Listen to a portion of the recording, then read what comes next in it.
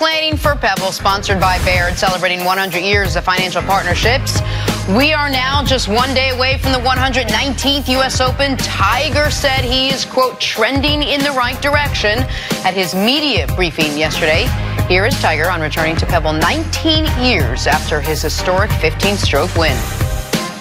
It's not the same body that I had back in 2000. I mean, I don't think any of us have the same body we did 19 years ago. And so that is, you know, as athletically, that's one of the challenges. You know, how do you compete against kids that were born, for me, born in the 2000s? You know, and they were born after I won the damn tournament. So that's what's, you know, different about, you know, as what makes this sport so unique is that you're able to cross so many different generations.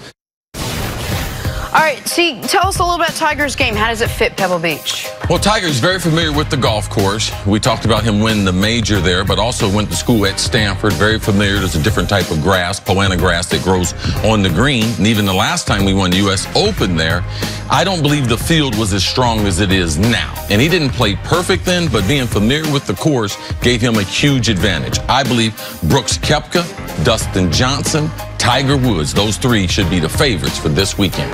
And for Tiger, you were saying beforehand, this is going to be one of the shorter U.S. Opens, and it's the imperative for him in this to do what he was able to do when he won it, gosh, it feels like 2 decades ago, which is hit the fairways to give him birdie opportunities repeatedly, which is on...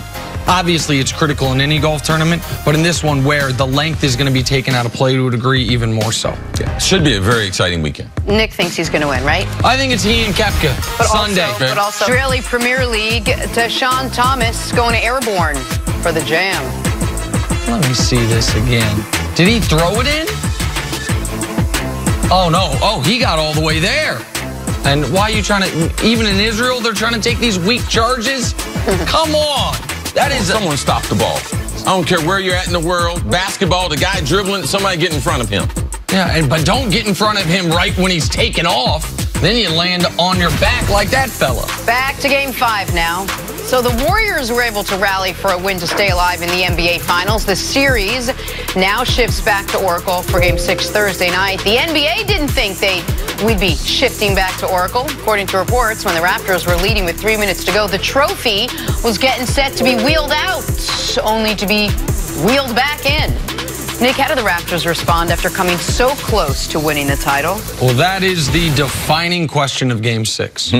Because through 5 games, Toronto has flatly been better. What's the biggest? The Warriors won Game 2 because for 5 minutes they played almost perfect basketball, and the Raptors could not hit a shot in that 18-0 run to start the third quarter. The Warriors won Game number 5. Why? Well, you could argue because in the 12 minutes Kevin Durant played, they were +6. And in the other 36 minutes of the game, they were -5, and that's enough for the 1-point win. And because I thought the Raptors really melted down to a bit. Meltdown might be too strong. In the final 3 minutes, they didn't play their best basketball, and the Warriors played almost perfect offensive basketball, hitting those 3 3-pointers on 3 3-point field goal attempts. But how do you respond to being that close to a title? How do you respond for every player on the Raptors, Kawhi Leonard included, because he's a different place of his career, this being the crowning achievement of your athletic life, and then all of a sudden, you got to go cross-country into that building, a place that even though this year you have had success there, and a lot of teams have had success there, has been a house of horrors in this league for the opposition for a half-decade, and get a win to close it out right then? Or do you have a bit of a hangover from how close you were, and then all of a sudden, all the pressure rests squarely on your shoulders for Game 7? If they can respond to Game 6 like Game 5 didn't happen, they'll be the champions on Friday. Like they will be here Friday morning, they'll be the champions. But if they have a hangover at all, and the Warriors can jump out to a lead and Oracle gets running and Clay and Steph get going, then we could be headed for a Game 7 on Sunday, which I don't think the Raptors want any part in. This is the thing that's funny. And you get into a series, it's amazing how we put more emphasis on what was the last thing that happened. Of course. Unless it was something significant as far as an injury, a person ejected. Like when you look at these teams and you look, we played 5 games. All right, there's 4 quarters of basketball. In those quarters, Toronto has been a better basketball team. Now, I don't know what people saw from a basketball strategy standpoint in game number 5 that they thought that, oh, Golden State got control of this. Golden State shot the ball. Unbelievable. 23 pointers. All right? They made 12 more than the Raptors made. Now, you think that they're going to be able to do that in the NBA's final game again? No, they're not going to be able to do that. What about Boogie Cousins? What about Kevon Looney? That center position, you think they got that solved? No, they got huge problems. And if we go back to series number 1, round number 1, Raptors are down to Orlando. Round number 2, they're down to Philadelphia. Round number 3, Eastern Conference Finals, they are down 2-0 to the Milwaukee Bucks. They haven't been down in this series because they've had control of the series. They have dominated the series. It has not changed. And the mystery of Kevin Durant, he's not coming back. All right, so I think that the Warriors have more to respond to than the Raptors. Because you know what the Raptors have? A security blanket. We can have Game 7 back in our place. That's the luxury that we have.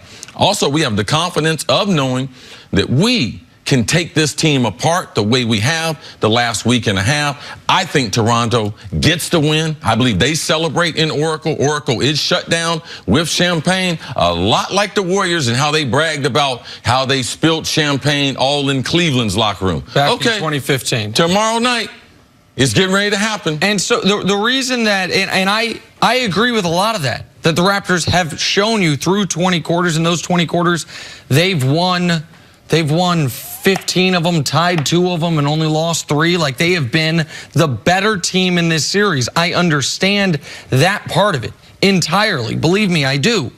That's why the biggest concern is how much of an emotional gut punch is those final 3 minutes.